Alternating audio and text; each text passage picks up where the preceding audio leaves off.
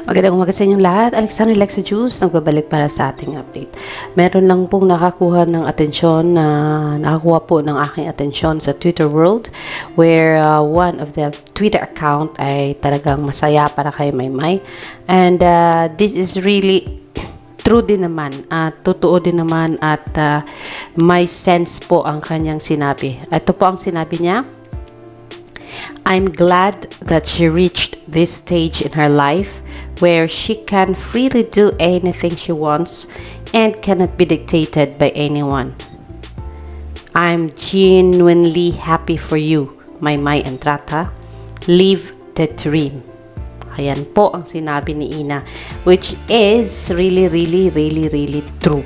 Kasi po sa ganitong panahon ngayon, marami kasi sa mga artista ang syempre sumusunod sa kung anong kagustuhan ng manager niya, ng management. And here comes Maymay. Kahit yun na nga, maraming opportunity sa kanya sa Pinas, maraming advertisers na nagbibigay sa kanya ng proyekto, pinili niya, matagal niya ng pinlano to. Actually, na-approve ang kanyang application for student visa sa Canada October 2021. And yes, ito na nga, nag-umpisa na nga siyang tawag dito, trabahuhin kung anong gusto niyang gawin sa buhay niya. And tama itong sinabi ni Ina na may kalayaan siyang gawin kung ano ang gusto niya, na hindi siya dinidiktahan ng kung sino man. At sana may concentrate ka dyan, focus ka kung ilang buwan man yan. Ang sabi nila 6 months, may nagsabi 2 months, at may nagsabi sabi ni Jade, kikita kayo in 2 weeks time kasi magsisimula na yung I Can See Your Voice this weekend daw. And all I know is ikaw, isa ka doon sa kasama ng I Can See Your Voice team. So we don't know kung ano talaga ang mangyayari sa bukas. So for now, we wish you all the luck sa kung ano man ang ginagawa mo.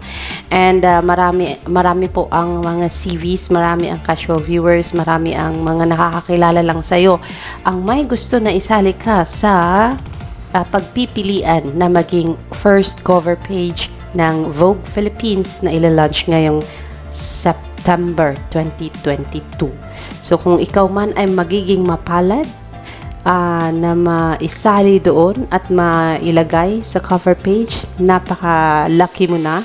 But if kung hindi man, syempre, there will always be next time. Diba? Tama ba? Diba?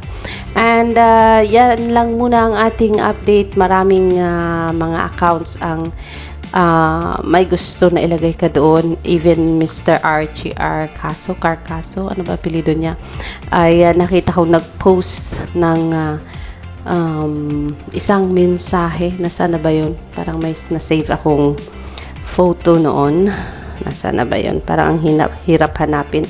Pag nakita ko, idikit ko na lang mga guys, na gusto ka rin niyang mailagay sa Vogue cover page Philippines. And congratulations Maymay, marami ang nag-congratulate sa iyo. Nakita ko si Mr. Rock Santos na nag-congratulate sa iyo nang maabot mo ang 10 million views sa Makabugera mo Wish FM. Yan lang muna. Congratulations again sa mga achievement mo for now. And you are still trending sa mga Twitter hashtags. Nakikita ko may mga Twitter trending ka. So, congratulations at hindi ka nakakalimutan ng mga nagmamahal sa'yo. At patuloy lang sa kung anong ginagawa mo at patuloy lang din kami sa mga ginagawa namin para ma-promote ka all the time at maging relevant ka all the time. Alexander Lexter Chutes, see you in a bit, mga kamayward.